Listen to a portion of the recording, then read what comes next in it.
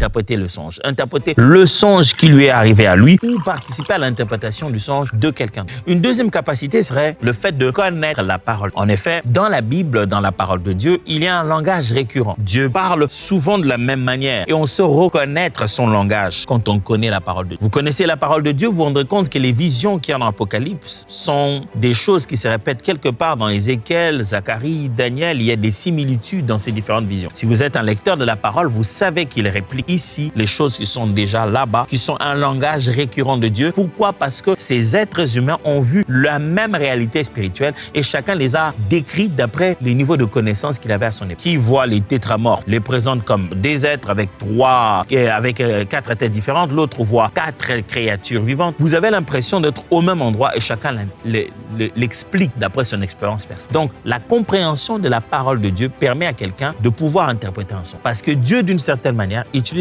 les principes qui sont dans sa. Troisième capacité, c'est le fait d'exprimer, d'expérimenter, devrais-je dire, la marche avec Dieu. Quand vous avez une bonne expérience de votre marche avec Dieu, c'est-à-dire que vous avez grandi, vous avez une histoire, le Seigneur vous a enseigné avec le temps, vous êtes mature. La maturité vient avec une capacité à comprendre les langages de Dieu, parmi lesquels se trouve le songe.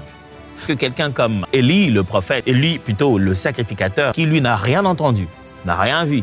Du reste, le matin, quand il se réveille, il demande au petit Samuel, dis-moi ce que tu as. Lui, il n'a rien vu, mais il est capable de dire à Samuel, écoute, si tu entends encore cette voix, dis, voici ton serviteur est là, il écoute. Lui, il n'a rien entendu, mais il a été capable de dire à l'enfant que voilà ce que Dieu dit. Il faudrait que tu répondes d'une certaine manière. La maturité spirituelle améliore tes capacités sur la façon de comprendre le langage de Dieu. Et enfin, une quatrième capacité dont on a besoin pour interpréter un songe, c'est le fait de manifester les dons. La manifestation de dons spirituels. Il y a des dons spirituels dont les manifestations collectives ou simultanées ou même individuelles aboutissent à la compréhension d'un songe. Ce que je vais dire, c'est quoi?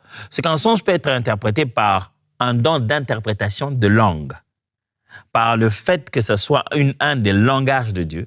Quelqu'un qui a un don d'interprétation de langue, pendant que tu parles de ton songe, il peut exercer ce don pour interpréter. Quelqu'un peut interpréter un songe par un don justement des discernements des esprits. Pendant que tu racontes ton songe, il a un don qui lui permet de comprendre la nature des esprits en opération et leurs intentions, et il peut discerner ce qu'il y a dans ton songe. Quelqu'un peut interpréter un songe par un don de parole des connaissances, de sorte que pendant que toi tu racontes le songe, il a en parallèle une révélation divine de la situation présente ou des réalités passées qui sont liées à ce songe. Quelqu'un peut interpréter un songe par un don de prophétie, de sorte que pendant que toi tu es en train de présenter son songe, lui il a parallèlement une conviction claire de l'intention de Dieu pour toi, t'édifier, t'encourager ou te réprimer. Je pense que plusieurs dons de révélation et de dons vocaux peuvent entrer en compte pour pouvoir interpréter un songe. Donc, des manifestations spirituelles peuvent fonctionner aussi pour interpréter un songe. Voilà, en résumé, ce que je devrais vous dire, 4 types de capacités qui peuvent entrer en compte pour interpréter un songe. Alors, on s'est dit, mais pasteur, écoute, moi, je n'ai pas le don d'interprétation de songe. Pourquoi quand je rêve, je cherche quelqu'un pour m'expliquer ça? Non, non, non, c'est pas ça. L'intention de Dieu n'est pas celle-là. Dieu ne vous envoie pas un songe pour que vous allez chercher tout de suite quelqu'un. Non, Dieu vous envoie un songe pour que vous puissiez comprendre.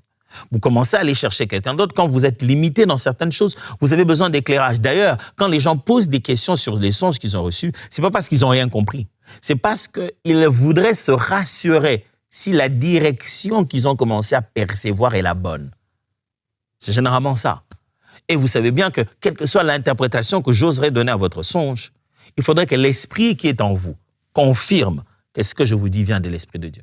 Des fois, on ne sait pas ce que ça veut dire notre songe, mais on sait reconnaître que ce que cette personne me dit, ça ne cadre pas trop. On dirait que ça ne matche pas. Et on peut reconnaître quand quelqu'un te parle, dit ça, l'esprit en moi témoigne que ça, ce qu'il dit là, c'est vraiment ça le sens de ce songe. Alors, je vais lire avec vous quelques passages et on va étudier certains principes qui peuvent vous aider à interpréter un songe.